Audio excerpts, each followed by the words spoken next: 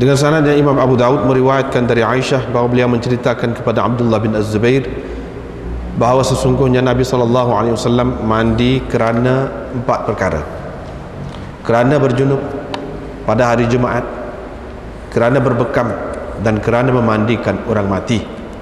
Dengan sanadnya Imam Abu Daud meriwayatkan dari Ali bin Haushab, katanya, saya telah bertanya Makhul tentang kata-kata ini, iaitu ghassala wa ghtasala, yakni apa maknanya. Beliau berkata, ghassala ra'sahu, membasuh kepalanya dan membasuh tubuhnya. Dengan sanad satu lagi, Imam Abu Daud meriwayatkan dari Sa'id bin Abdul Aziz berhubung dengan ghassala wa ghtasala itu juga, qala, beliau berkata, kata Sa'id, perawi di bawah lagi itu, yani Abu Mushir berkata, Sa'id mengatakan ghassala ra'sahu wa ghassala jasadahu, seperti tadi juga. Diriwayatkan dari Abi Hurairah bahawa Rasulullah SAW bersabda, sesiapa yang mandi pada hari Jumaat seperti mandi junub atau sebagai mandi junub, thumma raha, kemudian dia berangkat, yakni pergi ke masjid, faka'annama qarraba badanatan, seolah-olah dia telah bertaqarrub kepada Allah dengan mengorbankan seekor unta. Dan sesiapa yang berangkat pada masa yang kedua, seolah-olahnya dia bertaqarrub kepada Allah dengan mengorbankan seekor lembu. Dan sesiapa yang berangkat pada waktu yang ketiga, seolah-olahnya dia telah bertaqarrub kepada Allah dengan mengorbankan seekor kibash yang bertanduk. Dan sesiapa yang berangkat pada masa keempat, seolah-olah dia bertaqarrub kepada Allah dengan mengorbankan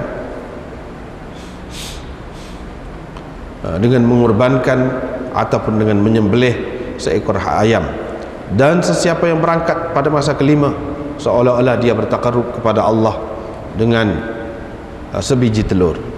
Fa idza kharajal imam, apabila imam keluar, hadaratil malaikah yastami'una adh-dhikr, para malaikat datang untuk mendengarkan khutbah. Babun fi rukhsati fi tarkil ghusli yaumil jumu'ah, ini bab keharusan atau kelonggaran, kebolehan meninggalkan mandi pada hari Jumaat.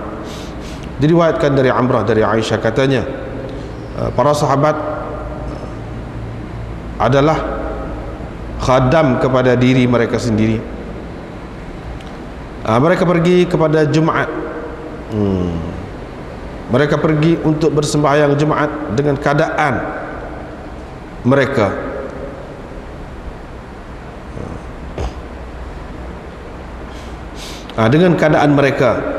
faqila lahum, maka dikatakan kepada mereka, law ightasaltum, alangkah baik kalau kamu mandi.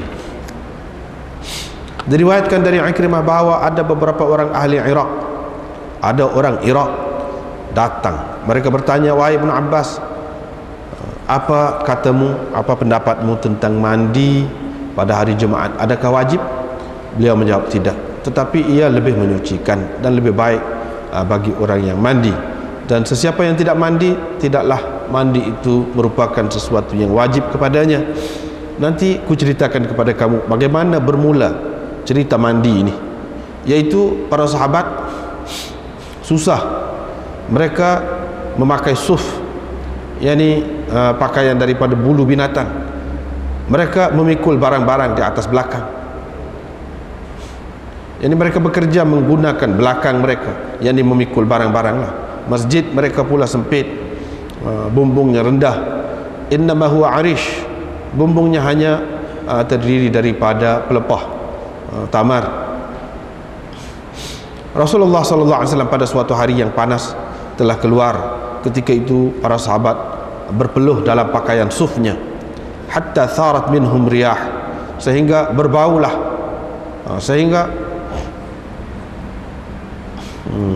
tharat minhum riyah, terkeluarlah daripada mereka angin-angin ataupun bau, yakni sehingga berbaulah mereka, yang mana bau itu menyakiti sebahagian yang lain. Apabila Rasulullah SAW mendapati keadaan itu, bau itu, baginda bersabda, ayyuhan nas, sahabat-sahabatku, apabila tiba hari ini, maka hendaklah kamu mandi dan hendaklah kamu memakai minyak dan wangi-wangian yang terbaik ada padanya. Ibnu Abbas berkata, kemudian Allah Ta'ala zikruh, kemudian Allah Ta'ala telah membawakan kesenangan, yakni kepada para sahabat. Mereka tidak lagi memakai suf, mereka memakai pakaian bukan suf, tidak lagi memakai suf, pakaian suf.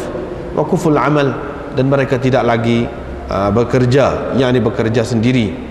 Masjid pula diperluaskan, dan apa yang selama ini menyakiti ataupun mengganggu sebahagian daripada jemaah kerana peluh itu sudah tidak ada lagi.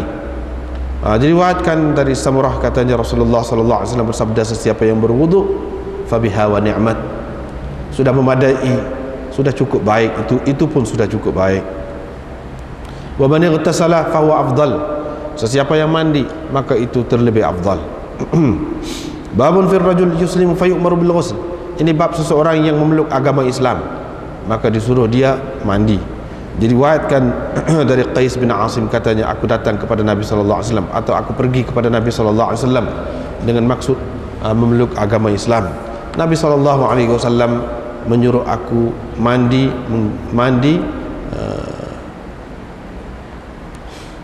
bima'in wa sidrin, dengan air dan bidara, yakni mandi menggunakan air yang dicampur ataupun yang diramas daun bidara di dalamnya.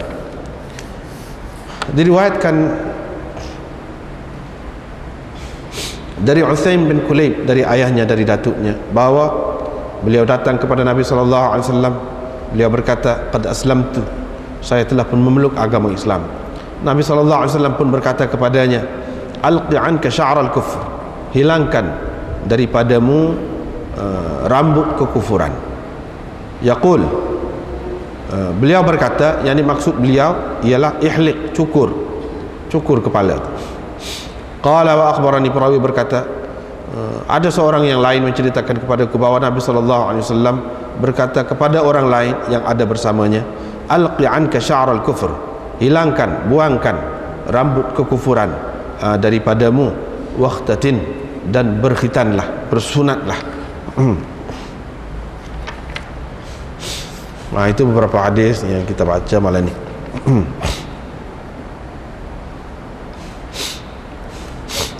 Yang pertama malam ini yang kita baca masih lagi dalam bab mandi pada hari Jumaat ni.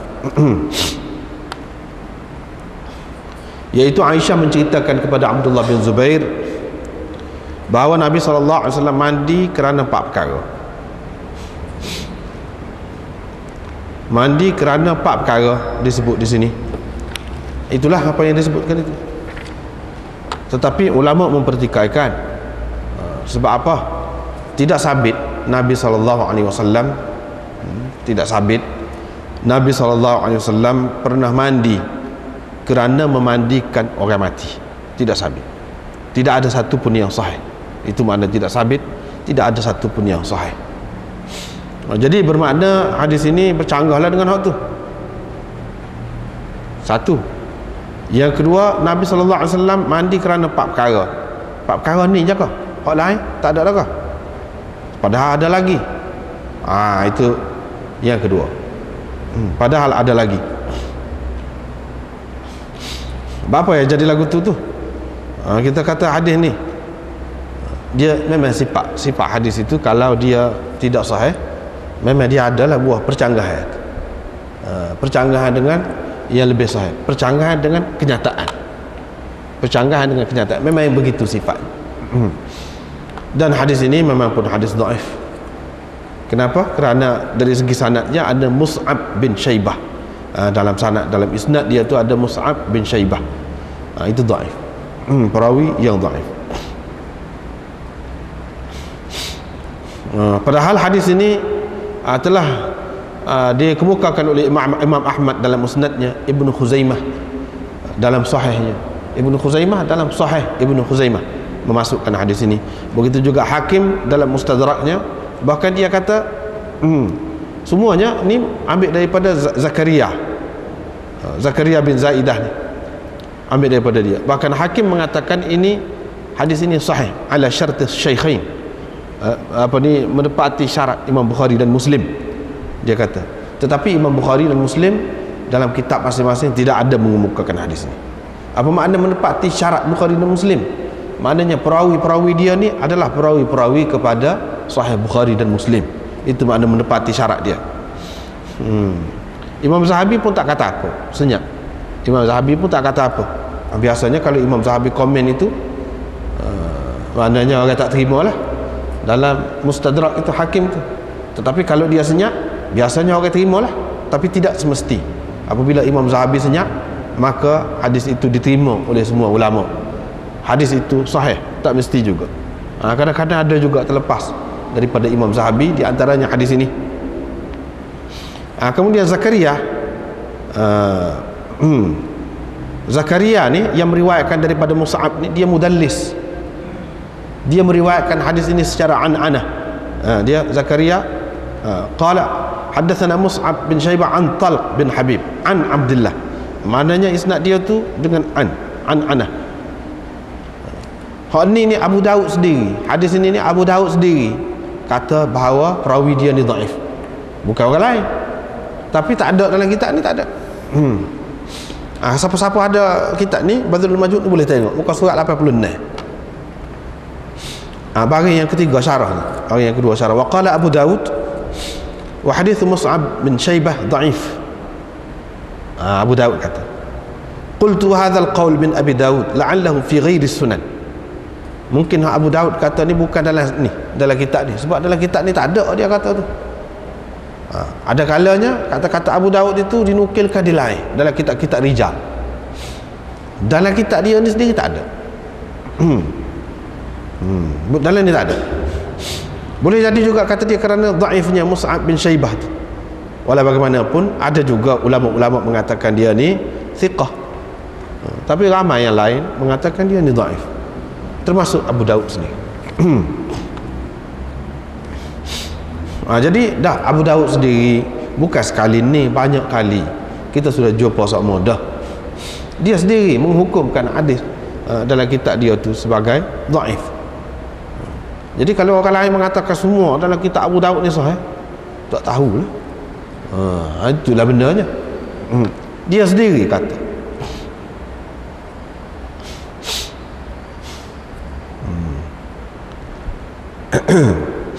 Kemudian itu dari segi sanad dia.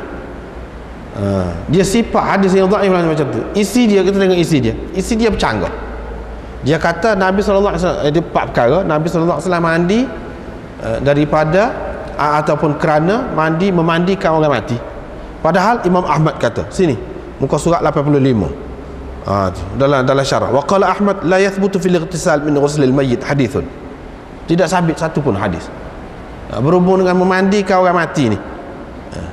Nabi SAW sendiri mandi, tak ada sabit.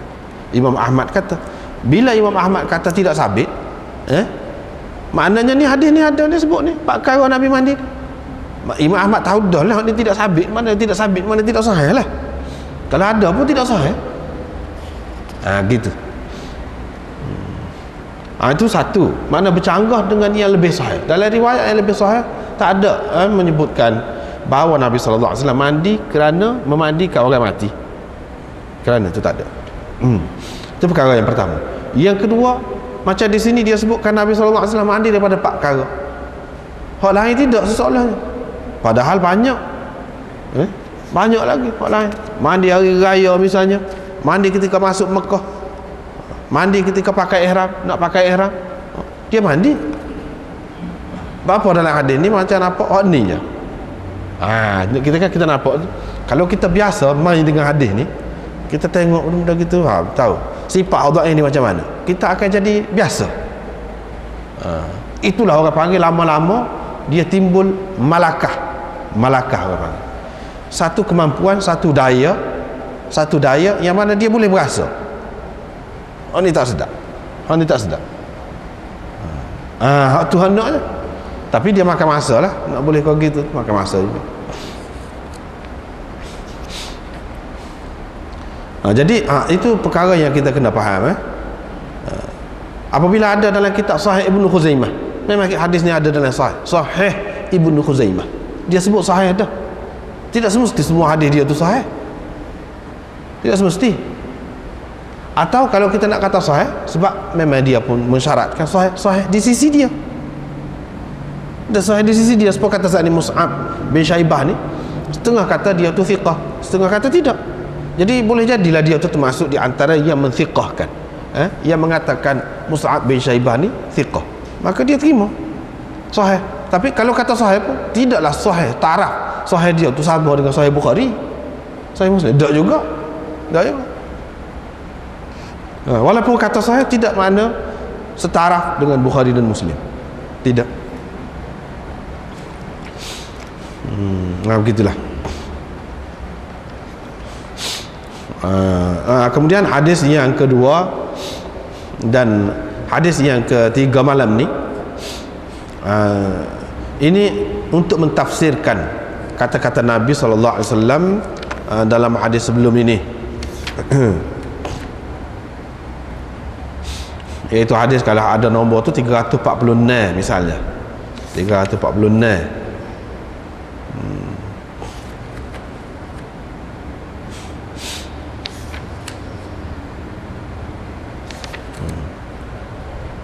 Betul. Ada 346 tu misalnya. Di situ dia sebut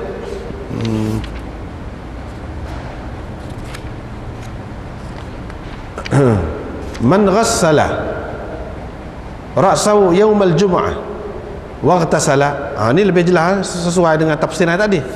Tetapi kalau dalam hak lain, man ghassala wa ightasala, dia sebut man ghassala wa ightasala. Ada sebut gitu. Jadi apa makna ghassala wa ightasala tu? Ini dalam dua riwayat ini. Sebenarnya ni kalau dari segi istilahnya, kalau kita nak kira, dia tidak panggil hadis. Sebab makhul ni orang tanya makhul ni bukan sahabat pun. Makhul ni serupa juga dengan Sa'id bin Abdul Aziz, bukan sahabat pun, orang bawah lagi. Ini pendapat dia, tetapi dalam menguraikan makna ghassala wa ightasala, ghassala wa ightasala itu memang hadis satu, tapi keseluruhan ni bukan hadis. Ini makna mentafsirkan hadis, makna hadis ghassala wa ightasala. Jadi dalam dua ni dia kata maknanya ghassala tu makna basuh kepala dia, wa ightasala tu makna basuh tubuh dia, serupa dengan hadis hak sani kita jumpa saat ni.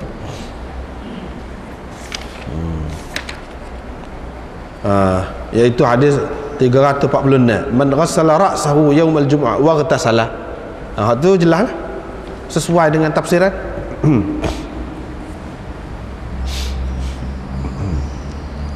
Tetapi ada juga orang yang mengatakan iaitu ghassala itu menyebabkan orang yang membuatkan orang lain mandi, wa ightasala dia sendiri mandi. Apa makna? Yakni dia bersetubuhlah dengan isteri dia, ataupun baru ni lah kita sudah cerita dah, ataupun di pihak isteri dia membuatkan suaminya kena mandi dan dia sendiri pun kena mandi, maknanya bersetubuh. Ini seperti yang telah disebutkan baru ni, bukan bermakna ada kelebihan yang khusus pula bersetubuh pada hari Jumaat tu, tidak. Secara kebetulan, maknanya pasal pada hari Jumaat tu dia kehendaki mandi. Dah kalau payah sangat mandi kerana payah air ke lagu mana ke, sekurang-kurangnya mandilah sekali seminggu. Sekali seminggu tu biar sedang molek dengan hak nak pergi ke tempat perhimpunan ramai tu, iaitu nak pergi sembahyang Jumaat, sedang molek. Sebab kalau mandi pada hari lain dan pada hari Jumaat tu tidak mandi, tetap tidak sampai juga maksud tu. Maksud supaya pergi dalam keadaan bersih dan dalam keadaan yang berbau wangi, pergi jemaah tu tak sampai juga maksud. Jadi biar sedang molek, itulah yang disebutkan di sini ghassala wa ightasala.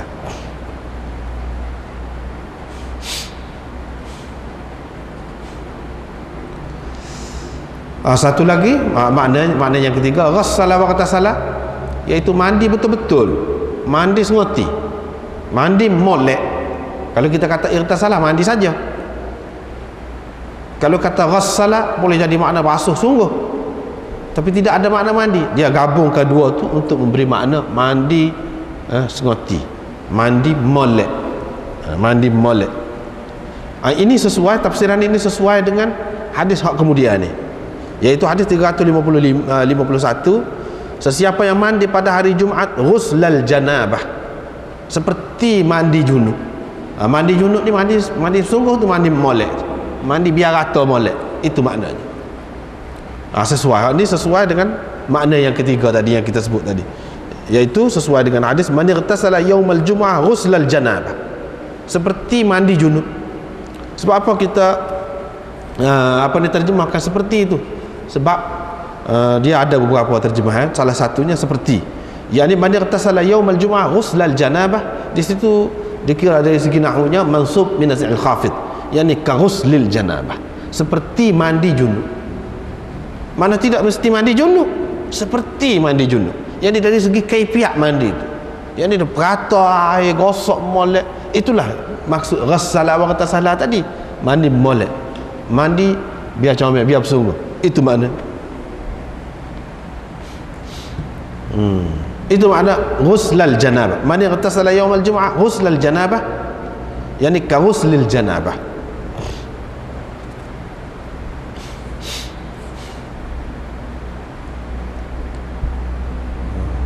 Apa ni?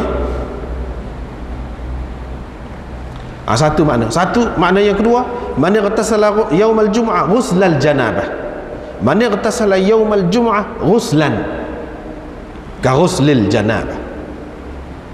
Ataupun tak payah ada takdir, man ightasala yaumal jumu'ah ghuslal janabah, itu orang panggil maf'ul mutlaq bagi ightasala tu, dari segi maknanya, dari segi lafaz tidak, bukan dari segi lafaznya maf'ul mutlaq, tapi dari segi maknanya. Dari segi makna, sebab ightasala tu masdar dianya ightisal, bukan ghusl, tapi dari segi maknanya sama. Makna dianya man ightasala yaumal jumu'ah ghuslal janabah, sesiapa yang mandi pada hari Jumaat sebagai mandi junub. Memang mandi itu mandi junub, bukan mandi saja-saja. Mandi itu mandi sebagai mandi junub, bukan seperti mandi junub, sebagai mandi junub. Maknanya dia berjunub lah, sehingga dia perlu mandi. Ini sesuai dengan tafsiran yang kedua tadi, ghassala, bagi ghassala wa ghtasala, sesiapa yang membuat orang lain mandi dan dia sendiri mandi, maknanya dia berjunub lah.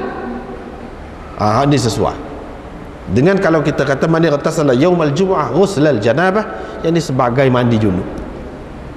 Maknanya eloklah kalau pada hari Jumaat itu, pagi Jumaat itu sampai dia mesti mandi, sama ada kerana berjunub ataupun tidak.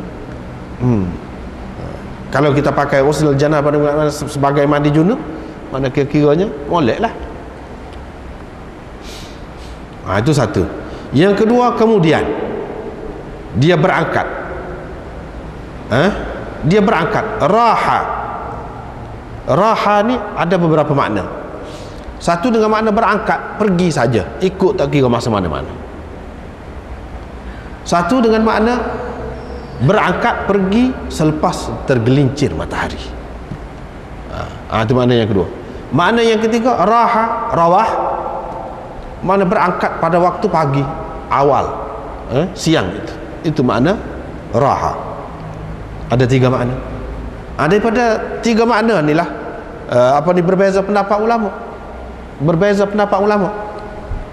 Orang ni kata lagu ni, kadang-kadang mana perbezaan mazhab ataupun pendapat itu berpunca daripada lafaz, makna sesuatu lafaz, yang dari sudut bahasa, kerana berbeza pandangan mereka dalam memakai sesuatu perkataan itu menurut bahasa. Imam Malik dia kata raha ni memang asal makna dianya iaitu selepas gelincir matahari. Selepas gelincir matahari, itu pendapat Imam Malik dan ramai anak-anak murid dia lagu tu. Di kalangan dalam mazhab Syafi'i, Qadhi Husain kata lagu tu, Imamul Haramain pun kata lagu tu, iaitu selepas gelincir matahari. Maknanya masa pertama, masa kedua, masa ketiga, masa keempat ni sebenarnya masa yang ringkas sangat. Masa yang ringkas sangat. Sebelum imam itu ataupun khatib tu bangun berkhutbah. Daripada gelincir matahari, lepas tu ada beberapa waktu yang pendek-pendek, ringkas-ringkas. Maknanya yang dikehendaki ada kelebihan ni pergi pada masa itulah awal, sebaik saja gelincir matahari pergi dah. Gitu. Mengikut mereka. Tetapi mengikut Imam Syafi'i tidak. Imam Syafi'i kata awal siang, maknanya kalau pagi itu pun siang pagi Jumaat tu termasuk rawah dah, raha dah. Bukan makna selepas gelincir matahari, tidak. Bukan selepas gelincir matahari, tapi sebelum gelincir matahari pagi lagi. Kalau orang tu boleh pergi, mana dia dapat kelebihan. Masa tu makna panjang. Antara masa pertama, kedua, ketiga, keempat tu dan seterusnya panjang berbanding pendapat yang pertama tadi.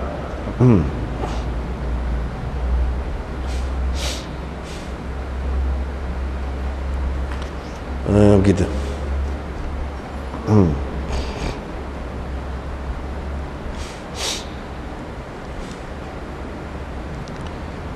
Imam Bukhari dalam masalah ni sependapat dengan Imam Malik, iaitu waktu tu sikit, makna pergi tu pada masa tu. Jadi kalau pergi pada masa yang pertama, sebaik saja gelincir matahari itu pergi, faka annama qarraba badanatan. Tadi anda terjemah seolah-olahnya dia telah mendekatkan diri, bertaqarrub kepada Allah, yakni mendekatkan diri kepada Allah dengan mengorbankan atau dengan menyembelih seekor unta, dan begitulah seterusnya. Anda terjemah gitu. Tidak dengan makna seolah-olah dia telah mengorbankan seekor unta. Sebab kalau kita terjemahkan seolah-olah dia mengorbankan seekor unta, jadi tidak sesuai. Kurban tu dalam istilah yang maklumnya, kurban tu kurban hari raya tu lah, hari raya haji tu. Kurban tu. Padahal hari raya haji tu boleh kurban telur? Tak ada orang kata lagu tu. Kurban ayam, tak ada. Tetapi kalau mendekatkan diri kepada Allah, bertaqarrub untuk mendapat pahala dengan menyembelih semua ni, lepas tu buat kebajikan, beri makan ke orang, itu memang ada tu, boleh. Di sini qarraba, di sini berkurban ini bukan dengan makna istilah tu, tidak, tapi berkurban ini dengan makna berusaha mendekatkan diri kepada Allah dengan menyembelih ataupun dengan bersedekah benda-benda tadi. Kalau telur tu apa makna sembelihnya? Tak ada makna sembelih, maknanya dengan bersedekah. Begitu. Jadi badanatan di situ dia sebut badanatan, maknanya unta, seekor unta kita terjemah. Jadi tak di situ, tak marbutah tu bukan maknanya unta betina, dak. Tak lil wahidah, untuk menunjukkan satu.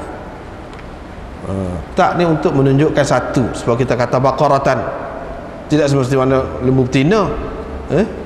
Seekor lembu boleh juga. Tak, tu dengan makna seekor. Sebab apa kau unta ni orang panggil juga badanatan, sebab dia besar.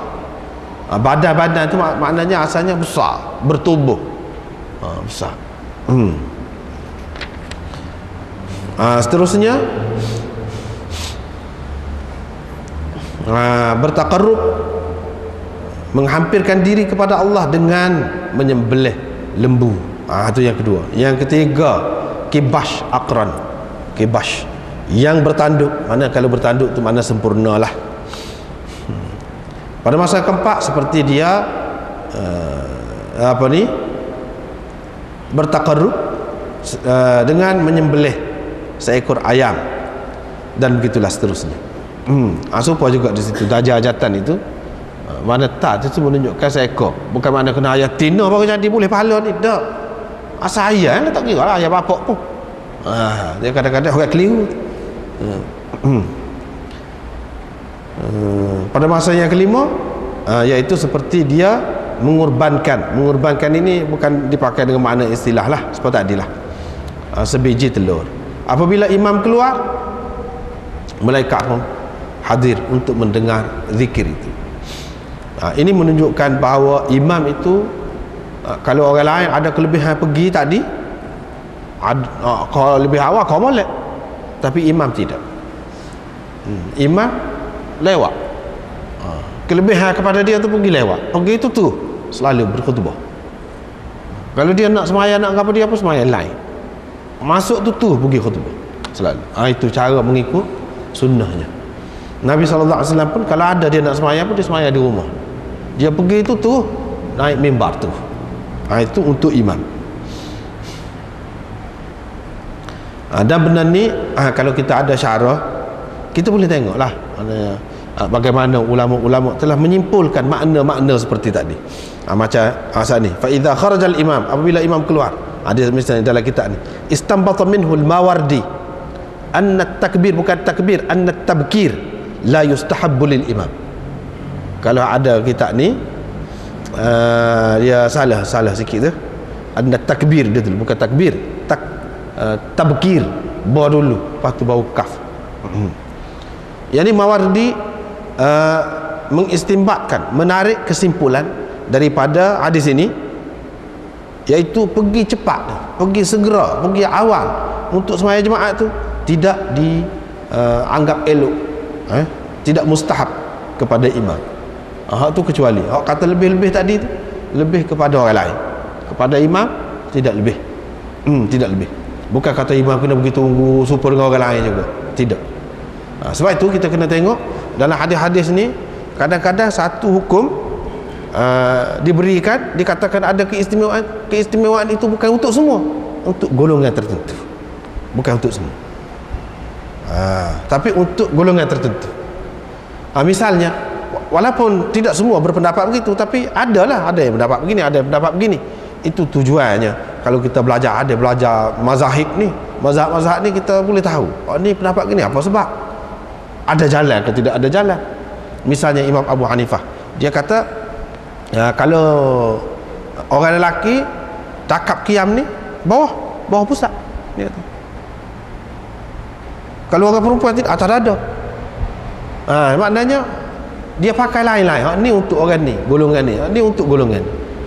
Hak semaya kalau ketika sujud tu buka ni itu untuk orang semaya seorang kata, atau untuk imam. Tapi kalau makmum molek kepit, dia kata molek kepit. Itu dia buat kesimpulan, kesimpulan yang dibuat oleh ulama tu, walaupun bukan semua berpendapat gitu, tak apalah, kita boleh nilai, tengoklah molek ke tidak, dia kata molek ke tidak, sesuai ke tidak. Itu faedahnya. Memang kalau nak kira dari segi apa ni, untuk orang perempuan molek letak sini sebab orang perempuan lebih patut, lebih elok kalau dia menutup, keadaan dia tu lebih tertutup dalam apa keadaan sekalipun. Kalau pakaian dikehendaki ataupun lebih baik dia ni menutup lebih banyak lagi daripada hak lain. Kau lebih tutup, kau lebih molek. Kau lebih tutup, kau lebih molek. Dengan apa keadaan sekalipun. Kalau dalam masalah dakap kian, sini lebih menutup. Dia ada faham makna lagu tu. Padahal dalam hadis tak ada kata khusus hak ni untuk perempuan gini. Tak ada dalam hadis kata lagu tu. Dia buat kesimpulan lah. Macam Mawardi buat kesimpulan saat ni. Lagu tu. Dia buat kesimpulan. Jadi lepas tu kalau buka begini, kalau semuanya ramai-ramai, sedangkan Nabi SAW suruh duduk dekat. Kalau duduk dekat kadang-kadang kena siku dia kalau semuanya jemaah makmum ni. Dengan sebab itu dia kata molek buat gini. Hak kata molek tu ada dalam hadis buka, itu tu imam ataupun dia semuanya seorang, dia kata dia ada bahagi barulah sesuai. Jadi kita kena nilai sendirilah molek ke tidak. Kita cuba rasa hak mana hak lebih molek dalam banyak-banyak. Itu faedah kita mengaji hadis, mengaji cara mazhab ni. Kita boleh tengok hak mana lebih sesuai, hak mana lebih molek. Walaupun tidak semesti semuanya itu terdapat dalam hadis, hanya kesimpulan yang dibuat oleh ulama saja, tapi kita boleh nilai lah, tengok. Dia kata lagu tu pun dia bukan saja-saja kata tu, sebab ada juga dalam hadis letak bawah, ada juga letak atas, ada juga letak tadi. Apa makna? Apa makna? Jadi dia faham, cuba faham sendiri. Baiklah. Sebelum ni tentang mandi untuk pergi jemaah ataupun pada hari Jumaat. Ini keharusan meninggalkan mandi pada hari Jumaat. Maknanya Imam Abu Daud nak cerita orang yang mengatakan wajib mandi pada hari Jumaat, dalil dia hak sebelum pada ni. Orang yang mengatakan tidak wajib mandi pada hari Jumaat, hanya sunat saja, dalil dia hak ni. Itu tujuan dia, dalil dia. Dalil bagi masing-masing ulama tu. Hak ni iaitu Amrah meriwayatkan dari Aisyah. Amrah bukan umrah dah, Amrah. Dia kata kana nas muhana anfusihim. Muhan itu jamak kepada mahin. Maknanya menjadi kuli, menjadi hamba kepada diri mereka sendiri. Mana buat kerja sendiri. Sahabat-sahabat ni buat kerja sendiri. Di permulaan Islam ataupun di permulaan pergi ke Madinah tu buat kerja sendiri dia. Tidak kata dia ada hamba abdi ke, dia ada khadam ke, dia ada kuli ke, tak ada. Dia buat kerja sendiri. Lepas tu pergi ke jemaah dalam keadaan dengan pakaian dia tu lah. Pakaian dia buat kerja. Maka dikatakan kepada mereka, lawi ghatasaltum, alangkah baiknya kalau kamu mandi. Siapa yang kata ni? Nabi SAW kata. Nabi SAW kata, lawi ghatasaltum, kalaulah kamu, alangkah baik kalau kamu mandi. Kita kata alangkah baik tadi, kita pakai lau di situ dengan makna lau litamanni. Lau litamanni. Tapi kalau kita kata kalaulah kamu mandi, kalaulah kamu mandi, kalau kita pakai kalau itu, kita terjemah kalau itu bermakna kita pakai lau, itu lau syartiyah. Kalau kita pakai lau syartiyah, dia mesti kena ada takdir dia lah, ada yang mahdzuf, iaitu jawab dia tu. Jadi maknanya ightasaltum tu fi'il syarat, fi'il jawab syarat dia tu mahdzuf, iaitu law ightasaltum lakana ahsan. Kalaulah kamu mandi, tentulah lebih baik, tentu lebih baik. Tapi kita terjemah mula-mula tadi, law ightasaltum, alangkah baiknya kalau kamu mandi. Itu tak perlu ada takdir apa-apa, azah buang apa, tak perlu dianggap ada apa-apa yang dibuang. Alangkah baiknya kalau kamu mandi. Mana alangkah baiknya kalau kamu mandi. Dia tidak kata kamu mesti mandi. Alangkah baik. Kalau kita pakai lau litamanni, maknanya mengharapkan sesuatu yang susah lah tu nak capai tu. Sebab apa? Dah muka susah kan? Pakaian tak ada, air pun sikit, susah. Nak wajib pun jadi akan menyusahkan pula. Tetapi alangkah baik, harapan lah tu. Harapan ni maknanya mengharapkan sesuatu yang lebih baik. Mana kalau tak buat lagu tu pun tak apa. Dia tidak kata kamu mesti kena mandi. Ini menunjukkan bahawa tidak wajib. Kalau wajib, dia kata kamu mesti kena mandi, ke mana-mana pun kena mandi. Dia kata lagu tu. Ini dia tidak kata begitu. Bahkan dia kata lawi ghatasaltum, dengan lau tamanni. Seterusnya, orang pergi tanya Ibnu Abbas,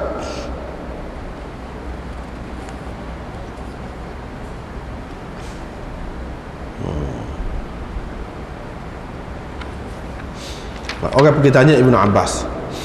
Hadis yang pertama tadi yang kita baca tadi okey, tak ada masalah, tak apa. Tapi hadis yang kedua ni dari segi isnad dia tu dipertikaikan oleh setengah ulama. Bukan semua, setengah-setengah ulama. Sebab tu kalau kita tengok, iaitu siapa dia? Nama iaitu Amar. Amar bin Abi Amar. Abdul Aziz bin Muhammad meriwayatkan daripada Ammar bin Abi Amar. Ammar bin Abi Amar tu hak situ hak masalah. Cuba kita tengok. Dia kata Abu Uthman Al-Madani qala Ahmad wa Abu Hatim. Ahmad dan Abu Hatim kata la ba'sa bihi, tak apa. Kalau kata tak apa tu, tak apa dengan dia.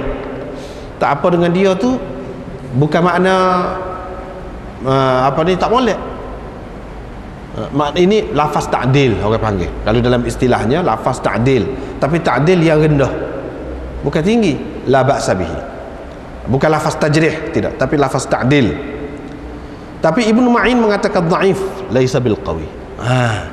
Hak ta'dil pun tadi, hak kata molek tu pun tidaklah molek sangat. Boleh kira lah la ba'sa bihi ni, boleh lah. Boleh lah. Kalau periksa agak makbul lah, makbul. Bawah pada tu fail lah. Mana begitu.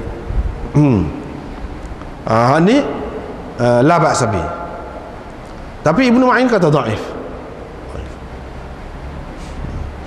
Ajurri berkata, saya bertanya Abu Daud tentang dia. Abu Daud kita ni lah. Awak kita duduk baca. Maknanya dalam sini tak ada. Di tempat lain dalam kitab-kitab rijal tu banyak pendapat-pendapat Abu Daud dinukilkan. Iaitu dia tanya tentang dia ni macam mana. Dia kata laisa huwa bidzaka. Laisa huwa bidzaka ni lafaz tajrih. Mana tak kuat dia ni.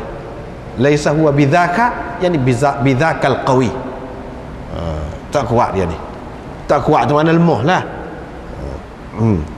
Nasai berkata laisa bil qawi. Tak kuat, lemah lah. Dan begitulah seterusnya. Maknanya kita tidak nak baca semua. Maknanya ada yang mengatakan dhaif, ada yang mengatakan tak apa, boleh lah dia ni. Maknanya paling tinggi hadis ini hasan.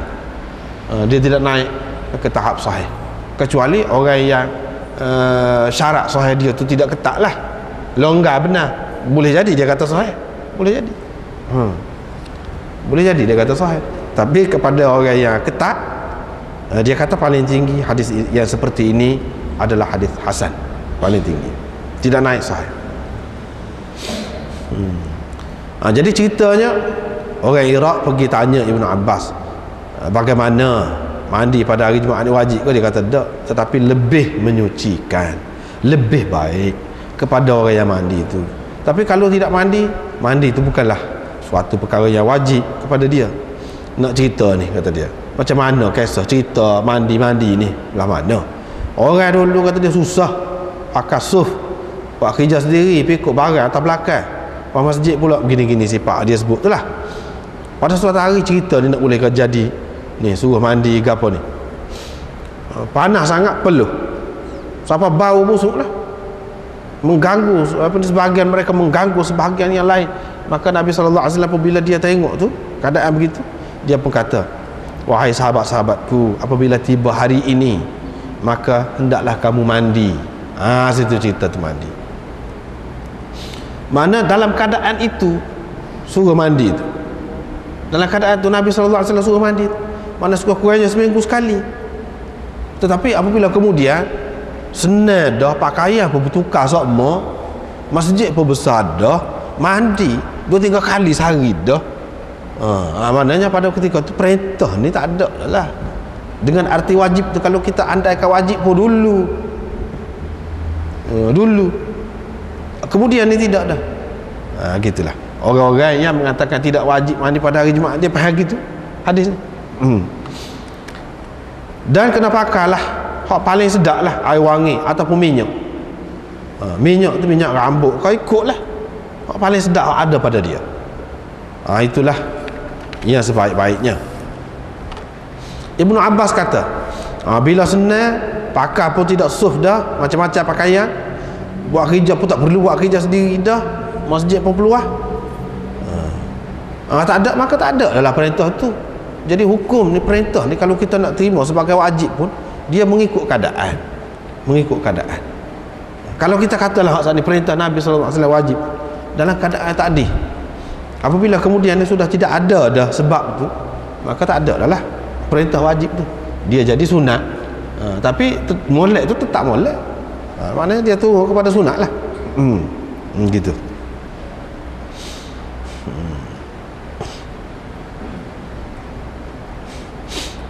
Seterusnya Nabi SAW bersabda, sesiapa yang berwuduk maka itu sudah memadai dan sudah sangat baik dah tu pun, fabiha wa ni'mat. Tetapi siapa yang mandi itu lebih afdal lagi. Hadis ini menunjukkan bahawa ambil air semaya saja sudah memadai dah. Kalau nak kira dari segi memadai itu sudah memadai dah. Sudah memadai dah. Dan hak tu pun cukup baik dah tu. Tetapi kalau mandi lebih afdal. Afdal maknanya mandi tu afdal saja, bukan mesti. Jadi semua ini menunjukkan tidak wajib, menunjukkan afdal. Kalau tidak mandi pun tak apa. ambil air semaya saja, tak apa. Kalau ada air semaya, tak payah air semaya pun. Ni mana kalau kita andaikan air semaya tu tak ada, maka sudah memadai dah dengan kita mengambil air semaya.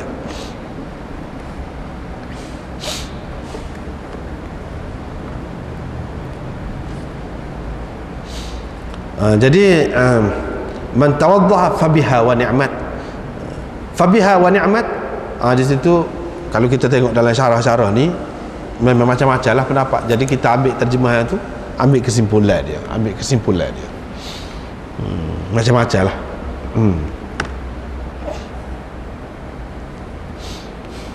Babun fil rajul yuslimu fayu'maru bil ghusli. Ini bab seseorang yang memeluk agama Islam, maka diperintah dia supaya mandi. Wajib ni mandi ni. Khilaf pula situ. Ada yang kata wajib, ada yang kata sunat, ada yang kata tak ada gapo.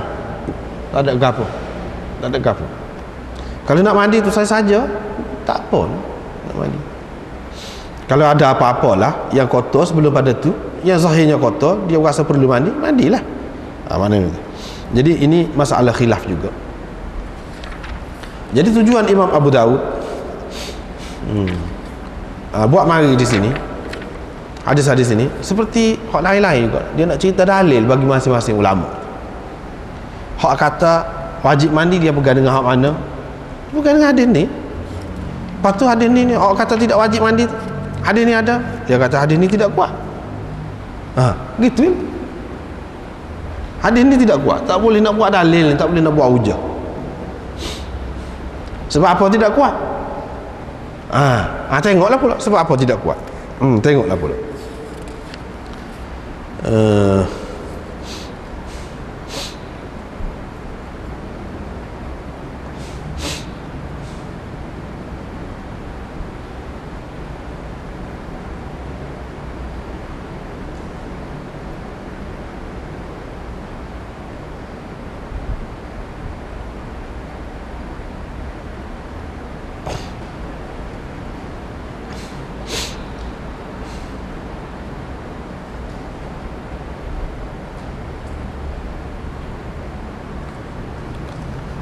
Baiklah.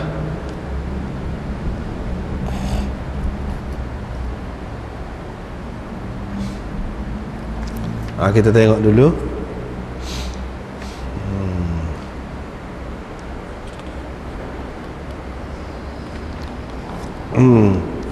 Khilaf ni kita tengok dulu. Khilaf ni Imam Malik dan Imam Ahmad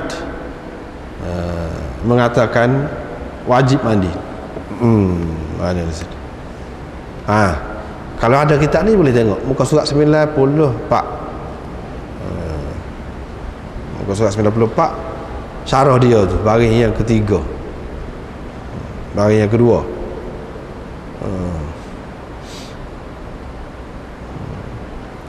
Jadi baris yang ketiga tu tak apalah. Khattabi kata mengikut kebanyakan ahli ilmunya mengatakan mandi ni bagi orang masuk Islam ni molek lah, bukan wajib.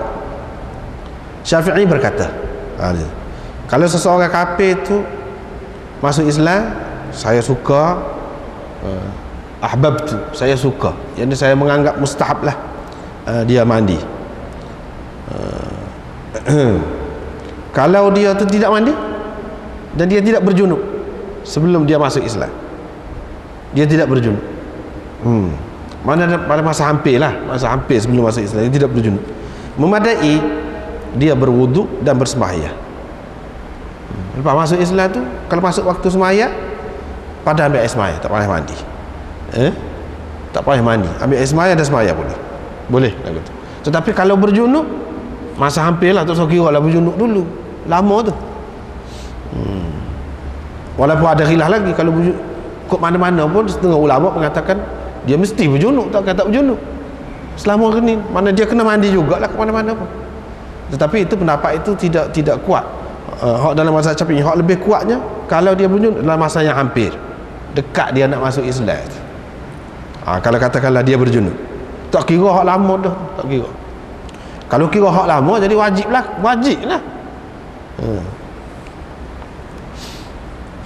Sedangkan dia tidak menganggap wajib.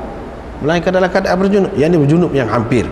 Imam Ahmad, Abu Thawr dan Abu Thawr mengatakan wajib mandi kepada orang kafir yang masuk Islam, kerana berpegang dengan zahir hadis inilah, berpegang dengan zahir hadis ini.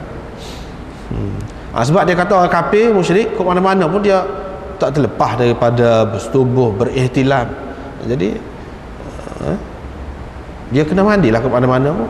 Sebab kira kalau dia mandi dah dulu pun tak kira, tak jadi. Dia kena mandi dalam Islam barulah jadi. Sebab ini adalah termasuk dalam kewajipan agama. Lepas dia beragama Islam lah barulah wajib mandi tu. Adapun sebelum pada tu kalau dia mandi pun tak jadi. Selepas dia beriman barulah wajib ke atas dia supaya semaya, puasa ke apa sebab lain.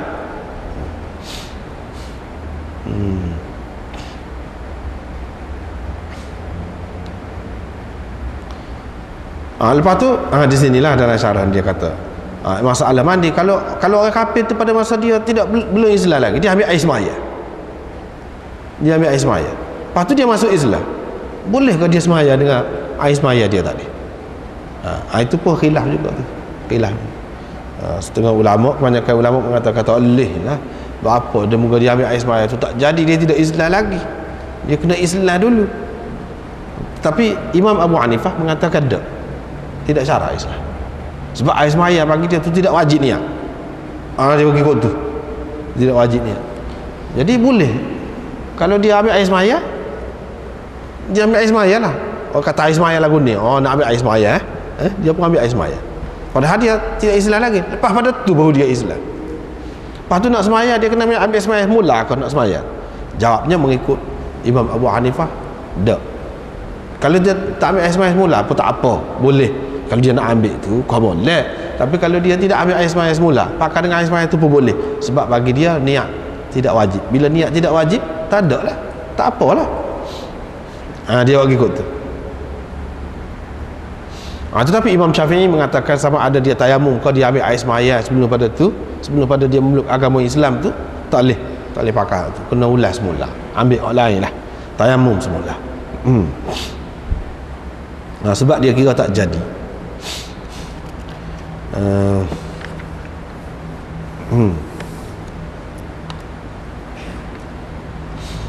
Jadi bagi orang yang mengatakan tak kira orang kafir ni tak kena mandi, lepas tu hak berlaku junub ke apa tak ada.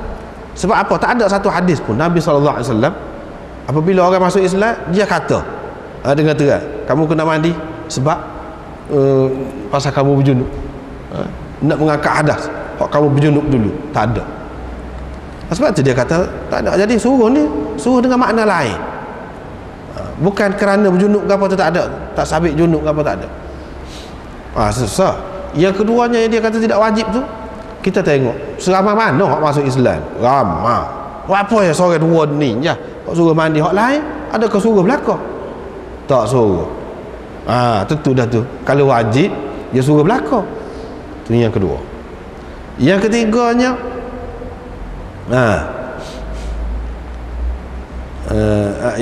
yang kedua tentu dia suruh belakang.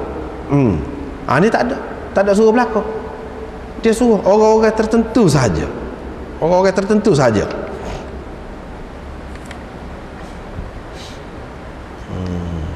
Yang ketiga, dalil yang ketiga, dia kata kalau dia berjunub pun, kalau kita nak ambil kira mandi ni sebab berjunub, sebab apa-apa lah, sebab dia salah, sebab kalau kita nak andaikan, jawabnya dalam hadis yang lebih terang,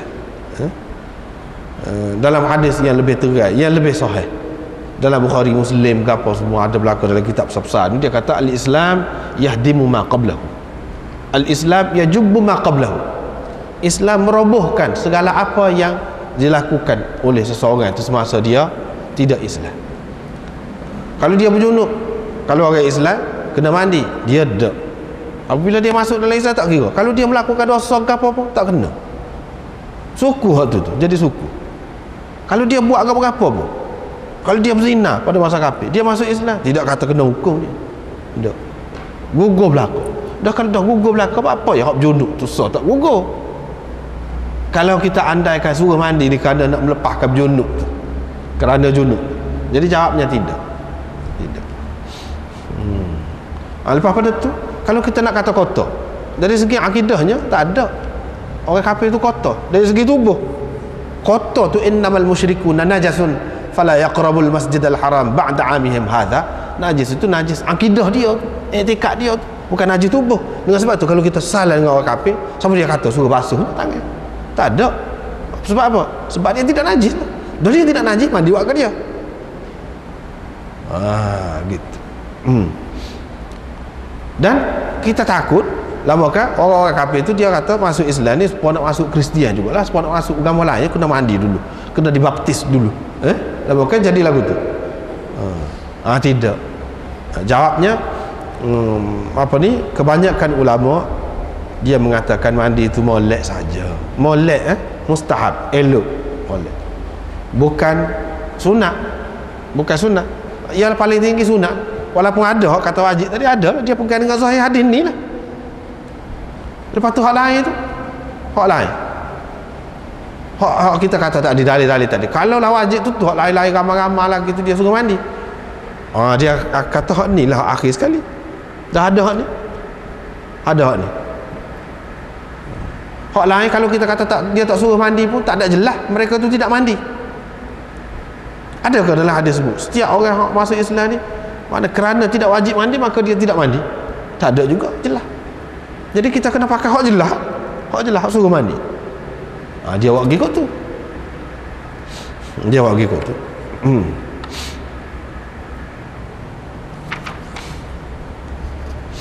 Baiklah, kita kena tengok pula itu dari segi isi dia. Dari segi isi dia, orang yang kata wajib tu dia pegang menganek, pegang hak tu lah. Orang yang kata sunat, dia kata ni sebagai sunat. Sebab kalau wajib tu orang lain disuruh juga. Orang yang kata tak ada belaka ni, tak ada. Ni boleh jadi adalah sesuatu sebab yang Nabi SAW tengok dia tu cemar kalau lagu mana kah, khusus dengan dia kah, kait dengan tu, bukan untuk umum. Tak ada kena-mengena dengan umum. Jadi hadis ni khusus dengan orang tu. Ataupun adalah keadaan yang Nabi SAW nampak dia kotor ke perlu buat mandi dia tu, bukan kaedah kuliah lah. Ini orang panggil waqi'atu hal la umumalah, peristiwa khusus yang tidak boleh diumumkan. Maknanya kita tak boleh pakai kaedah ini untuk umum. Kalau iya, ni kita terima untuk dia saja. Adalah tu cemar, ataupun kalau orang lain tak nampak cemar, boleh jadi Nabi SAW nampak cemar dia, mana kita tahu. Orang lain tak nampak, dia nampak cemar dia, sebab tu dia suruh hak ni, hak lain dia tidak suruh, mana kita tahu. Jadi kita kata ini khusus untuk dia. Itu kalau tengok dari segi isi. Kalau tengok dari segi apa ni, isnad dia, maka orang yang tak terima hak ni, dia kata macam mana kita nak terima isi dia kalau kita tengok kepada isi dia tadi pun tidak jelas. Tidak jelas untuk umum, paling tinggi khusus untuk dia. Pas kalau kita tengok sanad pula, ada pula perawi itu, aghar itu. Aghar itu.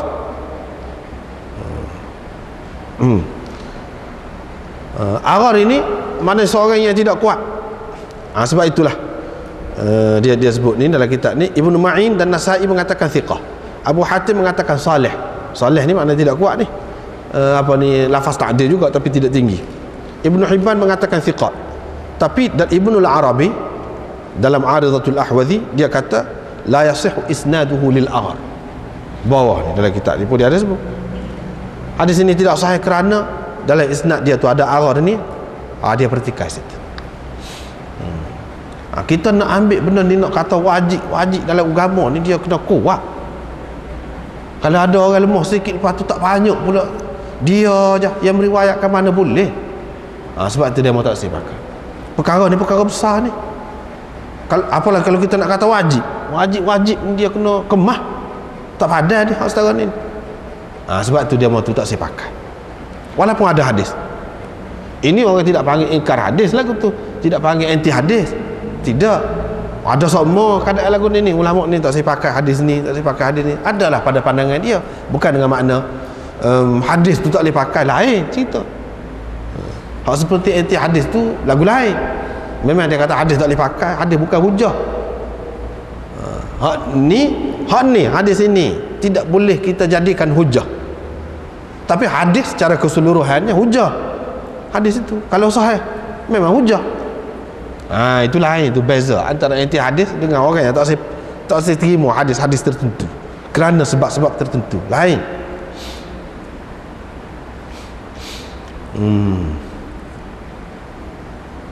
Lepas pada tu demo ni tengok dari segi makna dia, selain daripada perawi dia ni, tengok saya nak Islam, saya tidak Islam lagi, Nabi suruh saya mandi. Maknanya mandi itu dalam Islam. Kau selepas dia masuk Islam, kau sebelum masuk Islam. Kalau sebelum masuk Islam sebab kata tadi mandi tak jadi. Apa makna? Dia kata saya uridul Islam, saya nak Islam, bukan saya telah memeluk agama Islam. Bukan dia kata dakhaltu fil Islam ataupun i'tanaqtul Islam. Tidak. Dia kata uridul Islam, saya nak Islam, tidak Islam lagi, nak Islam. Nabi SAW telah suruh saya, bila saya nak tu saya mandi. Baik, mandi itu sebelum Islam kau selepas Islam? Ini menunjukkan sebelum. Kalau sebelum dah kata tadi, kalau nak melepaskan hak junub gapo tu, dah kalau dia mandi pun ketika tidak Islam tu dah kira tak jadi, apa makna? Tak boleh pakai juga. Tak boleh pakai juga dari segi isi dia.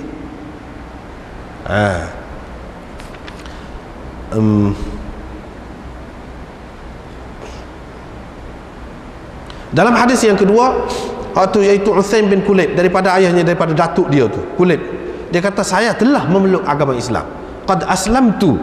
Ni tak apalah. Hadis yang kedua, aku telah memeluk agama Islam. Nabi SAW pun kata gini-gini, tak apalah tu. Tetapi di sini apa ni, tak ada suruh mandi, dia suruh cukup kepala, dan suruh bersunat. Tak apalah tu. Hadis yang kedua tu kita tengok kemudian. Jadi nak cerita hak ni dulu. Jadi hak ni lagu itulah, suruh mandi dengan air dan daun bidara.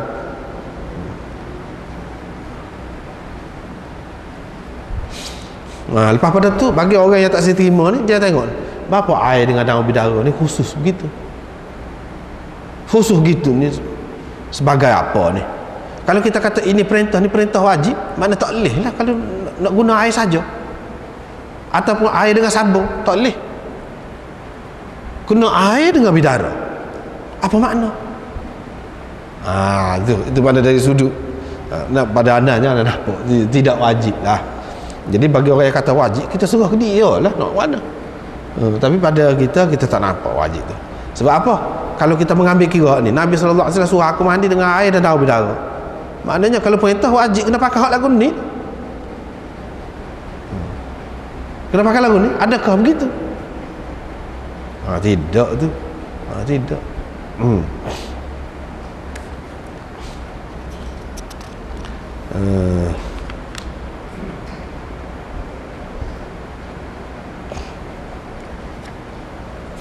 Seterusnya hak yang kedua ni, hadis yang kedua ni, ini pun masalah juga. Dari segi isi dia, Nabi SAW suruh cukup kepala. Lepas cukup kepala ni semua hak masuk Islam dia suruh cukup kepala ke? Sebab tak adil lah juga. Tidak. Bila tidak, paling tinggi kita kata paling tinggi benar lah tu sunat. Kalau bawah sikit molek, kalau bawah lagi kalau bawah lagi kerana keadaan dia tu khusus dengan dia. Boleh jadi rambut dia tu ada bentuk tertentu yang melambangkan kekufuran, bukan semata-mata rambut ni, rambut lagu lain. Sebab itulah Nabi SAW kata alqi anka sya'ral kufri, yang ni rambut kekufuran. Bukan rambut yang mari daripada zaman kekufuran tu. Kalau lagu tu semua dia suruh cukup kepala belakang lah, orang lain mana masuk Islam, tapi tak ada sabit lagu tu. Ni dia suruh. Ni maknanya supaya kita sekarang ni, kalau tempat kita ni tidak nyata. Kalau di kalangan orang Hindu, dia tak, rambut ni sini panjang, biasalah, kita kata setara ni, tapi di tengah sini ni, di tengah ni dia panjang. Hak tu dikatakan sya'ral kufr, melambangkan dia tu Hindu. Ataupun ikutlah kalau ada lambai-lambai lain lagi, dia rambut dia jam sini saja, kok lain dia cukur ke misalnya dalam agama dia, hak lagu tu hak suruh cukur je, bukan semata-mata rambut, tidak. Yang dimaksudkan di sini rambut yang melambangkan kekufuran, sebab ada dalam setengah-setengah agama tu memang lagu tu. Ataupun yang dimaksudkan dengan sya'rul kufri ini bukan rambut, ikutlah sya'ar dalam bahasa Arab tidak semesti rambut, bulu. Yang ni ada juga, misalnya kalau orang Sikh dia wajib taruh janggut, rambut ni panjang tak boleh cukur, tak boleh gunting, dia wajib. Janggut panjang mana pun dia kira pintal lah, kat mana-mana pintal. Hak lagu tu maknanya bukan rambut saja, pakai janggut tu mana suruh buat yang melambangkan kekufuran dia. Ataupun orang tu tahu misai supaya Yahudi panjang telajak sampai tutup bibir, buat hal tu. Itu yang dimaksudkan syiar di situ, bukan semestinya rambut atas kepala tu, mana yang melambangkan kekufuran. Hak tu hak tak sih, tak kira lah duduk di misai ke, duduk di janggut ke, duduk di mana-mana, tak kira, asal melambangkan kekufuran. Kalau kita orang Islam ni taruh janggut juga, tapi ada andang tu, kita molek janggut. Tapi kalau orang Sikh tidak lagu tu, walaupun nampak pendek sebab dia ikat dengan kain dia tu, tapi sebenarnya panjang. Orang yang paling molek di sisi dia, kalau boleh tak putih sekali rambut tu pakai kaki, tak kira hak tu hak lebih moleknya. Tetapi oleh kerana cara tu tidak praktikal, kan dia berubah lah dari semasa ke semasa tu, kau berubah. Banyak dah perubahannya pun, kalau kita tengok tu. Tapi kalau nak kira hak asal, macam tu lah di kalangan orang Sikh. Jadi Nabi SAW suruh buat tadi, suruh buat rambut ataupun bulu kekufuran itu, yang ni cukur tu tepat hak patut cukur lah, tidak perlu cukur, tak perlu. Lepas tu di sini juga disebut waqtatin, dan bersunat lah. Bagi orang yang mengatakan bersunat tu wajib, hak ni lah dia pegang salah satu dalil ni. Tapi bagi orang yang mengatakan tidak wajib, seperti kita kata tadi lah, kandungan dia ni suruh buat rambut tu semua ke? Tak. Bila tidak semua, mana tidak wajib. Sunat ni pun, hak ni pun tidak wajib juga, dia kata. Molek itu soal lain, molek tu. Apalagi perawi dia ni, kalau kita tengok dari segi isnad pula, Uthaim bin Kulayb ni dia ni majhul. Hafiz Ibn Hajar dalam Taqribut Tahdzib kata majhul dia ni, mana tidak diketahui siapa dia ni. Bila majhul, mana dhaif lah. Selain daripada tu, Ibnu Jurayj meriwayatkan daripada Uthaim tu, kata dia ukhbirtu, aku diberitahu daripada Uthaim bin Kulayb, aku diberitahu oleh seseorang lah. Seseorang tu diberitahu. Siapa yang memberitahu kepada dia tu? Kena jelas. Kalau tak jelas tak boleh. Kalau tak jelas dikira putus, sadat itu putus. Bila putus, dhaif lah, tak boleh. Sebab tu dia tak saya pakai. Kalau kita nak sebab tu dia kata nak kata wajib macam mana, dah sanad pun tak boleh nak berdiri tegak ni. Kalau kita ambil kira lah, tak apalah sanad tu pun, maknanya kita tak boleh lagi kata wajib. Sebab apa? Seperti cukur kepala tu wajib kah? Tidak wajib. Hak sunat tu pun lagu tu juga, mungkin duduk sekali kata. Dia kata. Tetapi sunat tu kalau secara individu, kalau kepada lelaki lah, kalau dia tak sunat secara individu, masih lagi khilaf. Ramai juga ulama, bukan di kalangan, kemudian di kalangan daripada dulu lagi, ramai di kalangan ulama, di kalangan sahabat, tabi'in dan selepas tu pun ramai yang mengatakan tidak wajib, sunat saja, sunat. Tetapi kalau secara majmuk, secara keseluruhan pokok dia memang tak sif sunat belaka, tak boleh begitu. Semua kata tak boleh. Secara individu tak apa. Tapi kalau nak jadi syiar pokok dia tu, Islam dia semuanya tak sunat, tak boleh lagu tu, tak boleh. Maknanya hak asasnya orang Islam sunat. Adalah seorang dua yang ada masalah, dia kata misalnya nak masuk Islam, tapi kalau sunat-sunat tak sah dia, lagu tu kata masuk Islam, biarlah tak usah sunat pun, ikut dia lah tu. Islam tu hak besar lagi.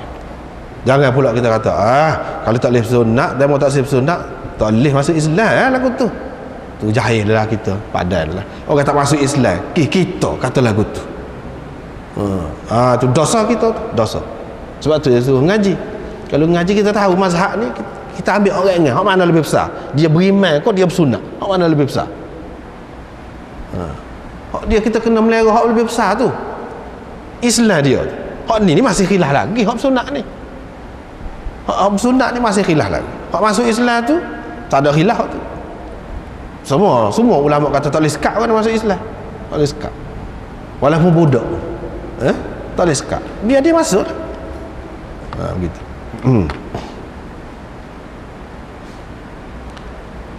Dan berkhitan, begitulah.